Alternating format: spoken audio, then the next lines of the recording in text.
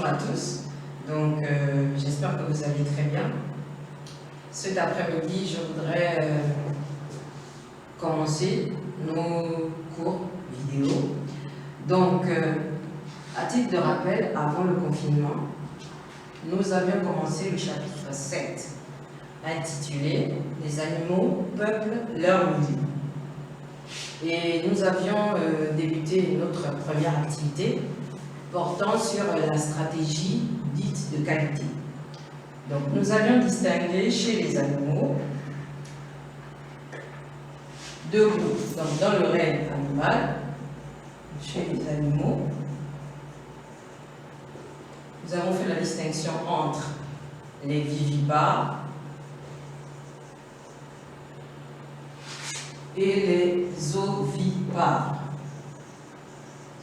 Ok, donc les vivipares donnent vie directement à des petits déjà formés, totalement formés, qui se développeront et qui ressemblent à leurs parents.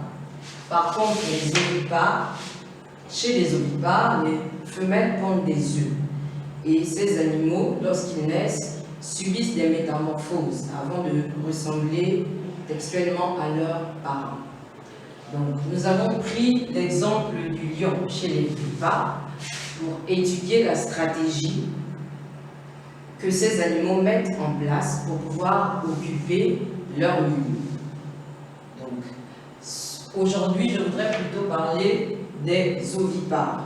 Et chez les ovipares, nous allons prendre l'exemple du moustique.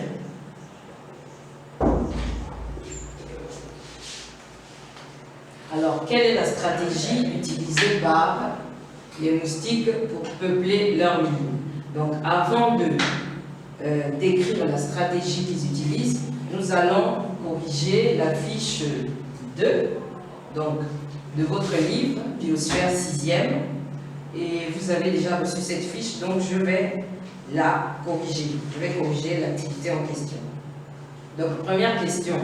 De quoi se nourrissent les moustiques mâles et les moustiques femelles? Donc, d'après le texte, les moustiques mâles se nourrissent de nectar. Le texte dit que le mâle est nectarivore. Donc, cela signifie que les moustiques mâles se nourrissent de nectar. Par contre, les moustiques femelles, elles se nourrissent du sang. Donc, ce sont les femelles qui piquent l'homme et qui provoquent le paludisme ou encore malaria. Ça, c'est la première question. Deuxième question, on nous demande si la femelle s'occupe des œufs une fois qu'elle les a pondus. Donc, le texte nous dit que la femelle pond des centaines d'œufs à la surface des mares et des flaques d'eau. Donc, c'est ce que nous pouvons également constater sur la figure 3 donc de la fiche en question. La figure 3 nous présente une photographie de la ponte du moustique femelle.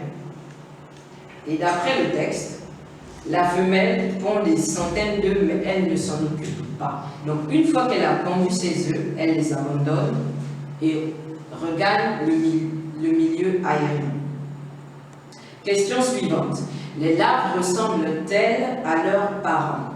Donc, nous devons nous référer à la figure 4. Cette figure présente des larves de moustiques à la surface de l'eau.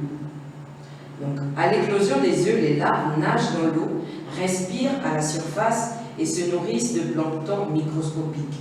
Donc, lorsque nous observons cette figure, eh bien, nous voyons que les larves ne ressemblent pas du tout à leurs parents. Question suivante. Y aura-t-il autant d'adultes que de larves? Pourquoi? Pour devenir adultes, les larves subissent des métamorphoses et changent de milieu de vie. Alors, y aura-t-il autant d'adultes que de larves? Non. Pourquoi? Mais parce que personne ne s'en occupe. Du moins, les femelles ne s'occupent pas de leurs petits. Nous l'avons vu précédemment, une fois qu'elles ont pondu, elles les abandonnent. Lorsque les larves naissent, donc, elles nagent dans l'eau, mais il n'y a personne, enfin, elles n'ont pas leurs parents à leur côté pour prendre soin d'elles. Donc, elles sont à la merci de toutes sortes de dangers et peuvent donc mourir. Donc, il n'y aura pas autant d'adultes que de larves. Les moustiques ne s'éloignent jamais des points d'eau. Pourquoi? Donc, d'après le texte, la femelle pond dans l'eau. Donc, elle a besoin d'eau pour pondre. Les œufs sont pondus dans des mares ou encore dans des flaques d'eau. Voilà pourquoi les moustiques ne s'éloignent jamais des points d'eau, parce que c'est le milieu de vie des œufs et des larves bien avant leur métamorphose. Donc, je vous remercie. C'était la correction de la fiche 2. Demain, je vous ferai parvenir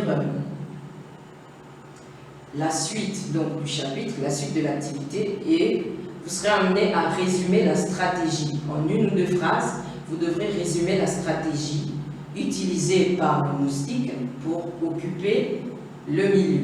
Merci.